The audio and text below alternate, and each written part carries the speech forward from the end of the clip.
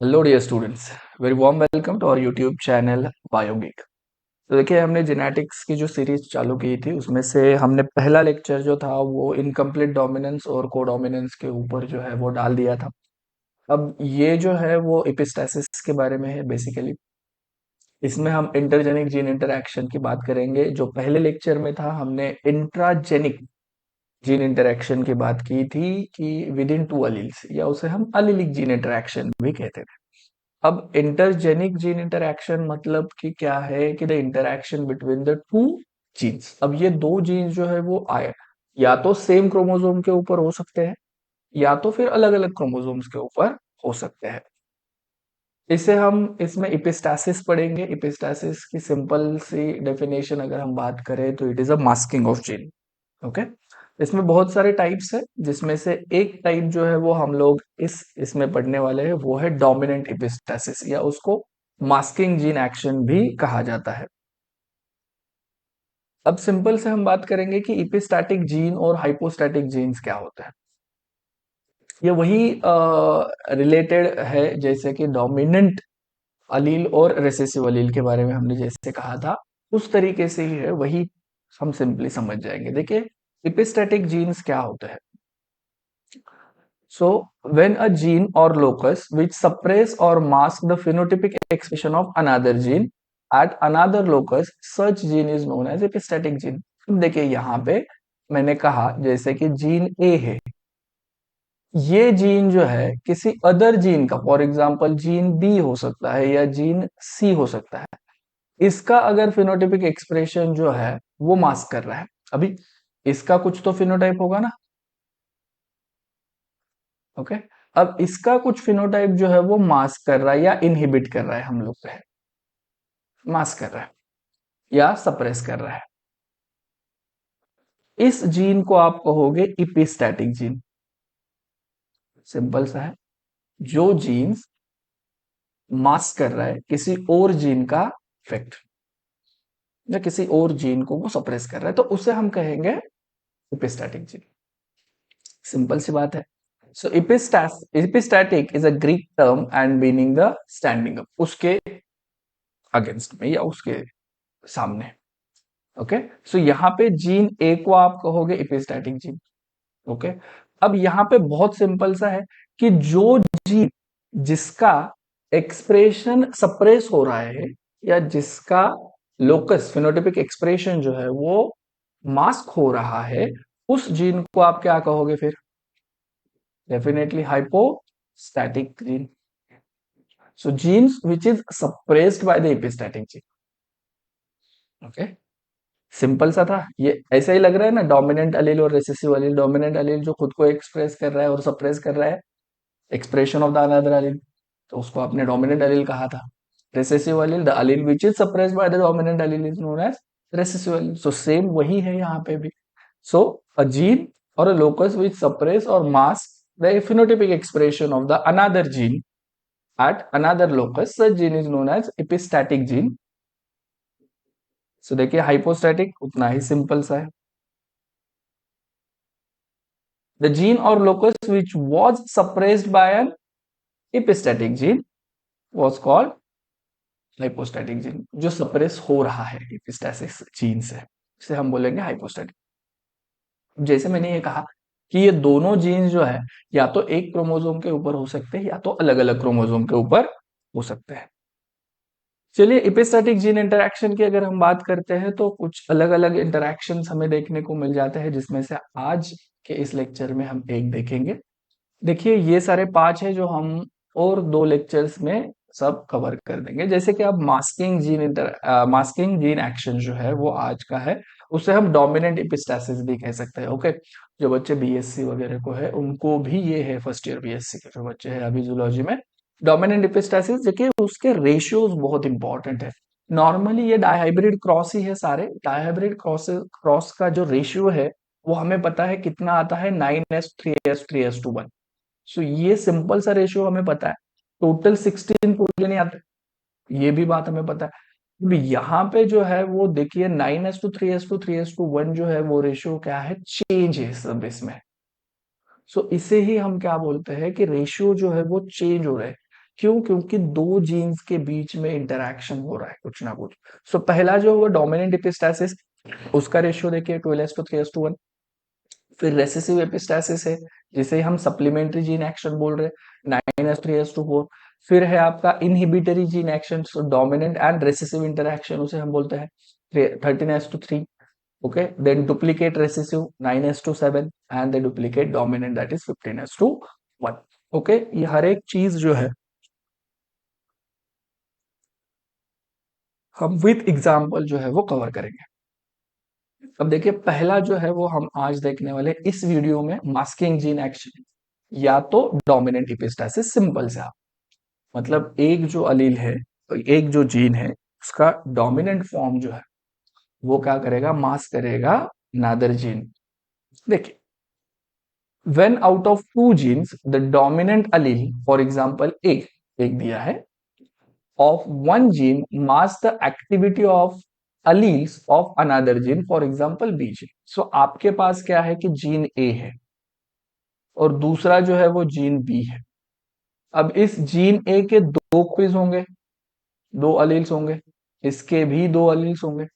सो अब इसमें से जो ये वाला डोमिनेंट अलील है, ओके, सो ये क्या कर रहा है, इन दोनों के एक्सप्रेशन जो है वो इनहिबिट कर रहा है, या हम बोल सकते हैं मास्क कर रहा है।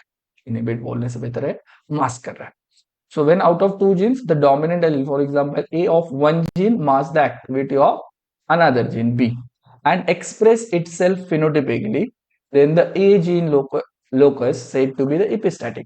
मतलब अब यहाँ पे ये कंडीशन है, ये कंडीशन है, तो एक्सप्रेशन किसका आएगा, इसी का आएगा, क्योंकि ये डोमिनेंट है। ये दोनों डोमिनेंट है फिर भी ये उसके ऊपर भारी पड़ रहा है। या कंडीशन कुछ इस तरीके से हो सकती है, फिर भी यहाँ पे डोमिनेंट है। ओके, या तो कंडीशन कुछ इस तरीके से हो सकती है, ये भी हो सकता है, या कंडीशन कुछ इस तरीके से हो सकता है। अब सारे जब जहां जहां पर एक तो कैपिटल ए होगा ना, तो वो क्या कर देगा, इसका इफेक्ट जो है मास्क कर देगा। ये उसके ऊपर तो है ही, इसका तो करेगा ही। अब फिर अगर इस बी जीन का एक्सप्रेशन लाना है तो फिर क्या कैसी चीज होनी चाहिए कि ये जो है ए, ये डोमिनेंट नहीं होना चाहिए।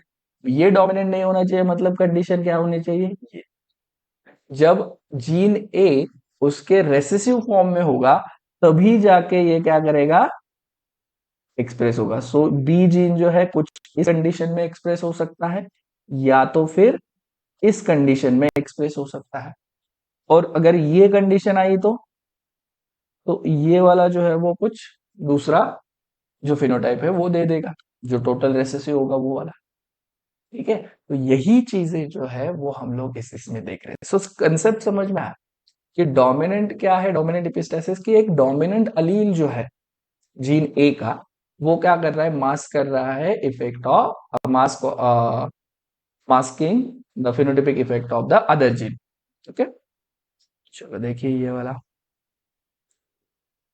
because the dominant allele A can express itself only in the presence of either B और B, जो मैंने कंडीशंस आपको दिखा दी अलील। therefore such type of epistasis is termed as dominant epistasis। अब the alleles of hypostatic locus, B gene क्या होगा, hypostatic.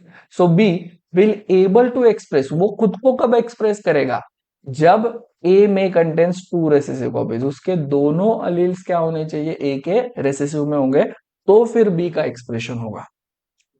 So the dominant epistasis is modified the classical ratio 9:3:3:1 into 12:3:1 ratio, जो मैंने आपको सिंपल सा बताया था कि कैसे होता है। अभी एपिस्टेटिक एलील कौन से देखिए, कैपिटल ए स्मॉल है। अब यहाँ पे कोई भी आगे कैपिटल बी आए, कैपिटल बी स्मॉल भी आए, या स्मॉल भी, फिनोटाइपिक एक्सप्रेशन किसका होगा, ए का ही होगा। सो ए जो कैरेक्टर दे रहा है वही आएगा। अब यहाँ पे स्मॉल ए है, अब यहाँ पे कैपिटल बी है, कैपिटल बी स्मॉल भी है। अब यहाँ पे दोनों कॉपीज एपिस्टेटिक एलील की क्या है, रेसेसिव है, तो यहाँ पे कौन एक्सप्रेस होगा, कैपिटल बी। सो बी अपना जो है वो कैरेक्टर्स देगा। बट अब यहाँ पे भी रेसेसिव है दोनों, ए के और बी के भी रेसेसिव है, तो फिर वहां पे बी जो रेसेसिव है वो देगा, यहाँ पे ए वाला रेसेसिव वाला नहीं देगा। क्योंकि ए वाला जो जीन है वो डोमिनेंट है। सो जो डोमिनेंट में एक्सप्रेशन होगा तो वही होगा, सो स्मॉल ए का कुछ यहाँ पे इफेक्ट नहीं होगा। अब देखिए सिंपल सा एक एग्जांपल कि डोमिनेंट एपिस्टेसिस इन डॉग कैसे होता है। Among the dogs, the colors of coat depend upon the action of two genes. So dog में जो coat color है वो किसके ऊपर है, दो genes के ऊपर है। One gene locus has a dominant epistatic inhibitor allele, जैसे कि I allele, एक allele है epistatic allele क्या है, inhibitor है of coat color pigment। Okay, दूसरा the allele I prevents the expression of the color allele at another independently assorting hypostatic gene locus B or small b and produce the white coat color। Okay, जैसे कि मैंने कहा कि ये B gene जो है, B gene जो है ओके वो कलर दे रहा है। सपोज मैंने कहा कि ये ब्लैक कलर दे रहा है। अब यहाँ पे आई जीन जो है वो आई जीन का काम होता है इनहिबिटर। सो ये इनहिबिटरी जीन है, इपिस्टैटिक है। सो ये क्या करता है, ये कलर प्रोड्यूस नहीं होता, इनहिबिट करने देता है। सो जहां जहां कैपिटल आई आएगा सो बी कैपिटल होके भी यहाँ पे क्या हो जाएगा, कलर प्रोड्यूस नहीं होगा। सो यहाँ पे क्या होगा, व्हाइट कलर ही होगा, क्योंकि ब्लैक कलर प्रोड्यूस ही नहीं हो रहा है। क्यों, क्योंकि उसका प्रोडक्शन जो है वो आई जीन क्या कर रहा है, इनहिबिट कर रहा है, क्योंकि उसका नेचर ही है इनहिबिट करना। ओके, और ये मतलब बेसिकली क्या है कि मास भी कर रहा है। सो एपिस्टैटिक जीन है ये। अब देखिए the alleles of hypostatic gene locus capital B और कैपिटल बी और small B express only when two recessive alleles that is small I. I gene के दोनों पेज कैसे चाहिए, स्मॉल चाहिए, तभी जाके कैपिटल बी या कैपिटल बी स्मॉल बी का जो एक्सप्रेशन होगा वो फिनोटिपिकली दिख जाएगा हमें।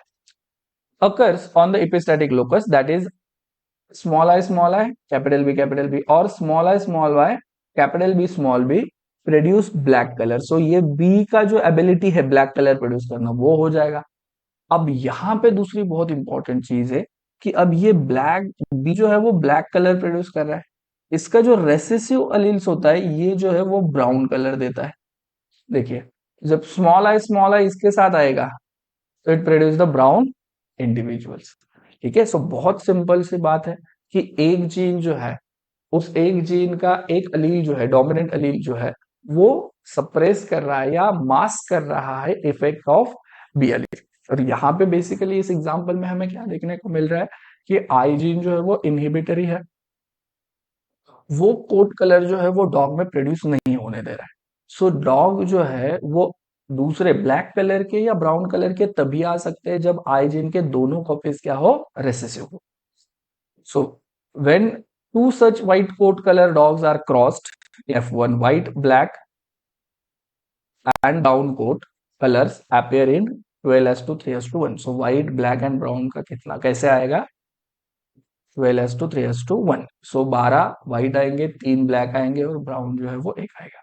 देखिए इस सिंपल से ओपेस्टैटिक है 4.2 में हम बोल रहे थे कि देखिए सो जब आई आई है या कैपिटल आई स्मॉल आई है और यहाँ पे ये तीन कंडीशन है तो नो पिगमेंट, क्योंकि I is dominant here, inhibit कर रहा है, कलर प्रोड्यूस नहीं होने दे रहा है।